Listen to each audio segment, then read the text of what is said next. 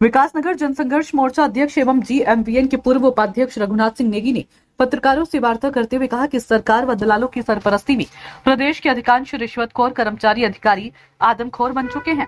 प्रदेश में जिस प्रकार से रिश्वतखोरी में अधिकारी कर्मचारी पकड़े जा रहे हैं, उसका सबसे बड़ा कारण तो यह है कि प्रदेश में मनचाही ट्रांसफर, पोस्टिंग, मलाईदार पद हासिल करने की चाह रखने वाले अधिकारी कर्मचारी लाखों करोड़ों रुपए खर्च कर पद हासिल कर रहे हैं तथा उस रकम को वसूलने के चक्कर में जनता को लूटने जैसा नैतिक कार्य कर रहे हैं। नेगी ने कहा कि जिस प्रकार से विजिलेंस द्वारा रिश्वतखोरों भ्रष्टाचारी को अपने शिकंजे में लिया जा रहा है, निश्चित तौर पर सराहनीय कदम है, लेकिन रिश्वतखोरों का पकड़ा जाना सरकार के लिए डूब मरने वाली बात है। इसके साथ साथ सरकार द्वारा कमाऊ पूत अधिकारियों को टारगेट दिए गए हैं जो दिन रात लूट खसोट में लगे हैं। ईमानदार अधिकारी सरकार द्वारा हाशिए पर डाल दिए गए हैं।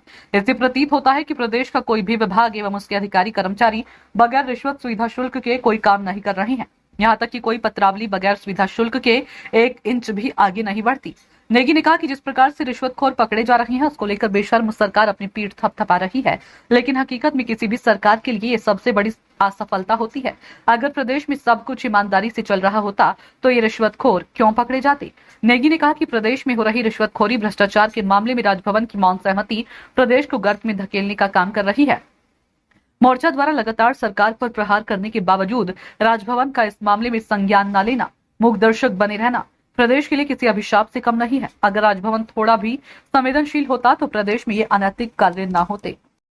प्रदेश सरकार का जो भ्रष्टाचार के मामले में, जो रिश्वतखोरी के मामले में पूरे प्रदेश में जो तांडव मचा है, उसका सबसे बड़ा कारण यह है कि मनचाही ट्रांसफर, पोस्टिंग और ये मलाईदार पदों की जो होड़ लगी हुई है, जिसमें सरकार के माध्यम से, दलालों के माध्यम से लाखों करोड़ों रुपए दे करके पद लिए जा रहे हैं। मलाईदार पदों पर उनको बैठाया जा रहा है और उस पैसे को वसूलने के लिए जो अधिकारी हैं, कर्मचारी हैं, रात दिन उन पर दबाव रहता है।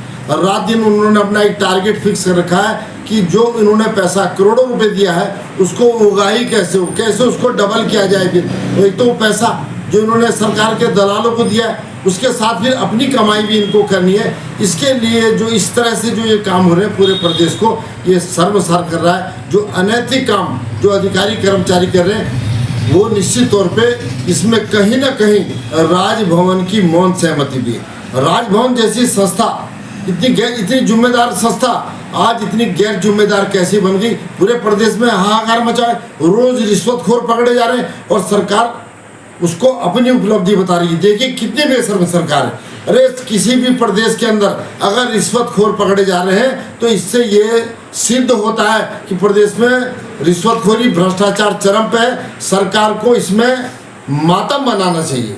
सरकार अपनी उपलब्धि जता रही है, ये किसी भी प्रदेश के लिए सही नहीं है। और दूसरी बात, आज इस प्रदेश के अंदर जो ईमानदार अधिकारी हैं, जो सिफारिश विहीन अधिकारी हैं, वो आज हाशिए पर डाल दिए, उनको कोई पूछने वाला नहीं है। ये सरकार के लिए बहुत बड़ी असफलता है।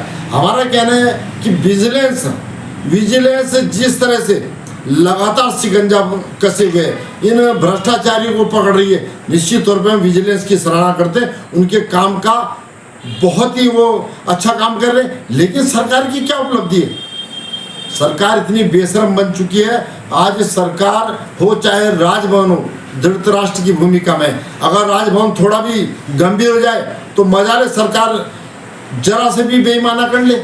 लेकिन राजभवन की मौन सहमति, राजभवन का जो धृतराष्ट्र की भूमिका में होना, इस प्रदेश को गर्त में धकेलने का काम कर रहा है। हमारा राजभवन से भी यही सवाल है, अरे आखिर आप आंखें मूंदे क्यों बैठे हुए हैं? क्या आपने अपने आँख, कान, नाक सब बंद कर दिए?